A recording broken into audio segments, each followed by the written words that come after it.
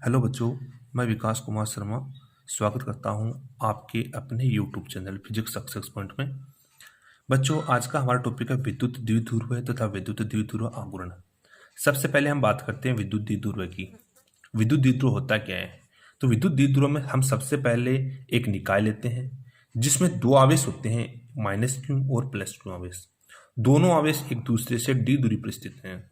तो डेफिनेशन लिख सकते हैं हम कि वह निकाय जिसमें दो समान परिमाण के आवेश हैं q और q, लेकिन दोनों की प्रकृति विपरीत होती है। एक पे प्लस चार्ज है, एक पे माइनस चार्ज है, तो दोनों की प्रकृति विपरीत होती है और दोनों आवेश एक दूसरे से अल्प दूरी d पर स्थित होते हैं।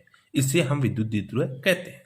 तो डेफिनेशन देखो, वह निकाय जिसमें दो समान परिमाण के आवेश परंतु विपरीत प्रकृति के होते हैं, परस्पर अल्प दूरी पर स्थित होते हैं, विद्युत द्विध्रुव कहते हैं। वह निकाय जिसमें दो समान परिमाण के आवेश परंतु विपरीत प्रकृति के होते हैं, परस्पर अल्प दूरी पर स्थित होते हैं, विद्युत द्विध्रुव कहते हैं। हमारे पास दो आवेश हैं, +q और -q। इन दोनों आवेशों को मिलाने वाली जो ये रेखा है, इस रेखा को हम बोलते हैं अक्षीय रेखा या अक्ष रेखा। तो दोनों आवेशों को मिलाने वाली रेखा को द्विध्रुव की अक्ष या अक्षीय रेखा कहते हैं।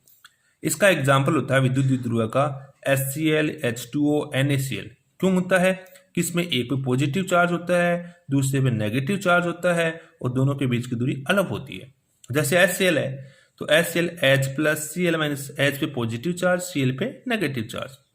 इसी प्रकार H2O में H + OH - NaCl Na + Cl-।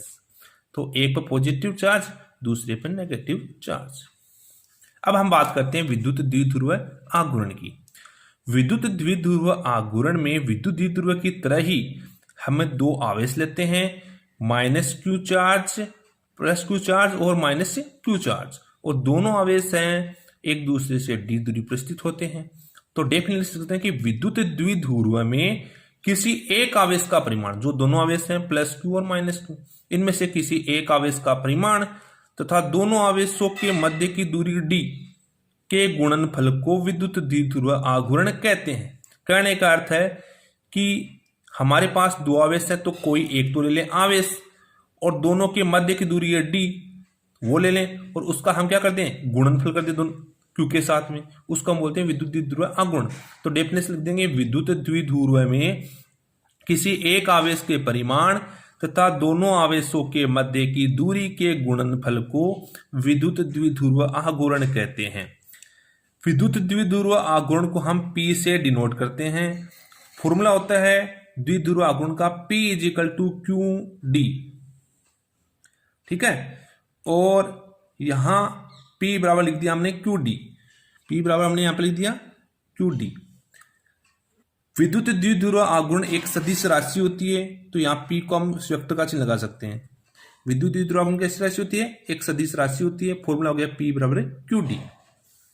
दिशा की बात करें विद्युत द्विध्रुव आघूर्ण की, तो विद्युत द्विध्रुव आघूर्ण की दिशा हमेशा -q चार्ज से +q चार्ज की तरफ होती है।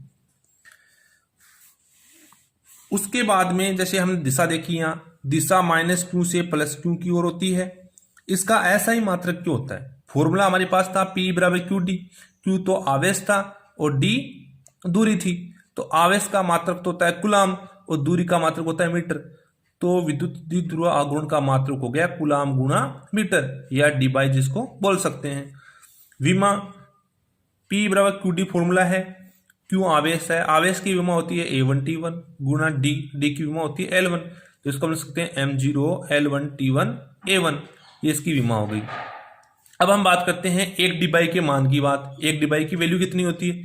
एक डिबाई की वैल्यू होती है 3.3 × 10⁻³ कूलाम गुणा मीटर होती है। अक्षीय रेखा हमने की बात कि अक्षीय रेखा क्या होती है, जो दो आवेश थे -q और +q, उनको मिलाने वाली जो रेखा थी उस रेखा को हम अक्षीय रेखा या अक्ष रेखा कहते हैं। निरक्षीय रेखा क्या होती है, जैसे हमारे पास ये दो आवेश है -q और +q, दोनों आवेशों को मिलाने वाली रेखा है ये। इस रेखा के मध्य बिंदु, ये मध्य बिंदु है, इस मध्य बिंदु से लंबवत गुजरने वाली रेखा को हम बोलते हैं निरक्षीय रेखा। अब अगले टॉपिक की बात करते हैं कि विद्युत द्विध्रुव के कारण उत्पन्न विद्युत क्षेत्र की तीव्रता जो दो प्रकार से होती है, एक तो अक्षीय रेखा पर और एक निरक्षीय रेखा पर।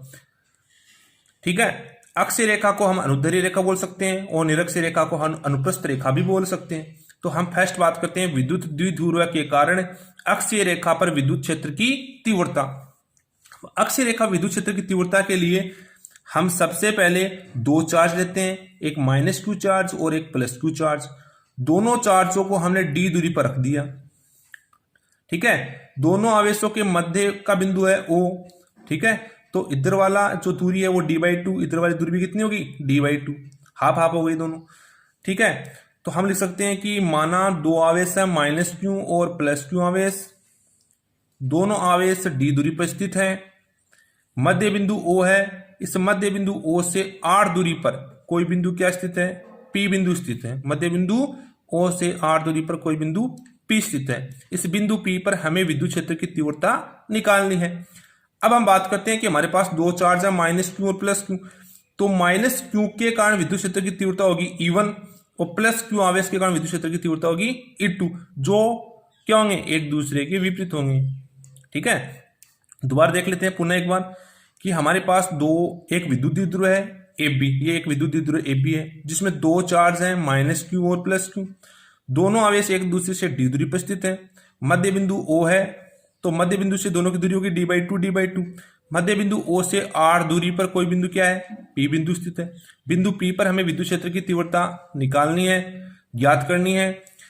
-q आवेश के कारण विद्युत क्षेत्र की तीव्रता E1 और +q आवेश के कारण विद्युत क्षेत्र की तीव्रता E2। अब जो विद्युत क्षेत्र की तीव्रता E1 और -q आवेश के कारण, उसकी दिशा होगी P A की दिशा, और जो +q आवेश के कारण विद्युत क्षेत्र की तीव्रता E2 है उसकी दिशा होगी B P की दिशा। ठीक है, तो सबसे पहले हम बोलेंगे कि माना विद्युत द्विध्रुव AB है जिसमें -q आवेश व +q आवेश परस्पर d दूरी पर स्थित है। मध्य बिंदु O से r दूरी पर स्थित बिंदु P पर विद्युत क्षेत्र की तीव्रता ज्ञात करनी है। यदि -q तथा +q आवेश के कारण विद्युत क्षेत्र की तीव्रताएं E1 तथा E2 हो, तो अब हमने विद्युत क्षेत्र की तीव्रता का फॉर्मूला पढ़ा था, E = kq/r² पढ़ा था। ठीक है, तो E1 पहले हम बात करते हैं -q आवेश के कारण विद्युत क्षेत्र की तीव्रता, वो होती है E1, और E1 बराबर हमने पढ़ा था kq, k की वैल्यू 1/4πε0, q हमारे पास है ही, अपॉन में r² था। लेकिन हम किसकी बात करें, -q आवेश के कारण विद्युत क्षेत्र की तीव्रता E1 की, जिसकी दिशा हमने पढ़ी थी P A की दिशा में, तो वो कितनी थी, r + d/2 की होल स्क्वायर। इसी प्रकार BP की दिशा E2 1/4πε0 q r - d/2 की होल स्क्वायर। इक्वेशन 2। दूरी हमने पढ़ी थी कि दूरी AP बराबर क्या होता है, OP + OA, r + d/2 दूरी होगी। BP होता है OP - OB, चित्रानुसार ये हो गया r - का d/2। समीकरण 1 और 2 से दोनों में बड़ा कौन सा है, E2, तो E2 > E1। परिणामी विद्युत क्षेत्र की तीव्रता E = E2 - E1। E2 की वैल्यू कितनी है, 1/4πε0 q/r - d/2 की होल स्क्वायर माइनस 1/4πε0। E1 की वैल्यू q/r + d/2 की होल स्क्वायर। दोनों में कॉमन आ रहा है q/4πε0, कॉमन ले लिया। अंदर ब्रैकेट में आ गया 1/r - d/2 की whole square minus 1/r + d/2 की होल स्क्वायर। अब हमने क्या ले लिया, इसको हमने क्या कर दिया, आपस में इसको सोल्व किया। सोल्व करने पर हमारे पास में लघुत्तम नीचे आ गया r + d/2 की होल स्क्वायर, r - d/2 की होल स्क्वायर। ऊपर वैल्यू आ गई r + d/2 की whole square minus r - d/2 की होल स्क्वायर। अब E बराबर कितना आ जाएगा, q/4πε0।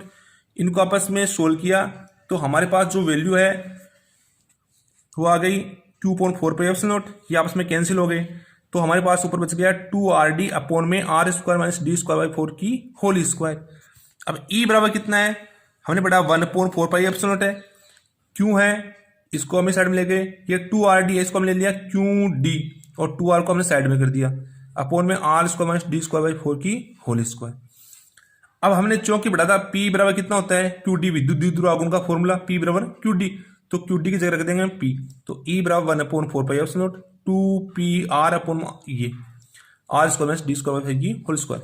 यदि आर ग्रेटर देन हो, आर का मान क्या हो, बहुत बड़ा हो d/2 से, तो डी स्क्वायर पर क्या आ जाएगा, नगण्य। तो ई बराबर कितना आ जाएगा, 1/4πε0 2p में आर क्यूब। अर्थात इसको हम क्या लिख सकते हैं, ई व्युत्क्रमानुपाती किसके है, आर क्यूब के। सदिश रूप क्या लिख सकते हैं, ई सदिश बराबर 1/4πε0 2p सदिश अपॉन आर क्यूब, क्योंकि द्वित दुरागुण कैसी राशि होती है, सदिश राशि होती है। यहां विद्युत क्षेत्र ई की दिशा विद्युत द्वित दुरागुण पी की दिशा क्या होती है, अनुदिश। दोस्तों यदि आपको हमारा ये वीडियो पसंद आए तो वीडियो को लाइक कीजिए, शेयर कीजिए और बेल आइकन के बटन को प्रेस कीजिए। और यदि वीडियो अच्छा लगा हो तो कमेंट बॉक्स में कमेंट कीजिए। धन्यवाद।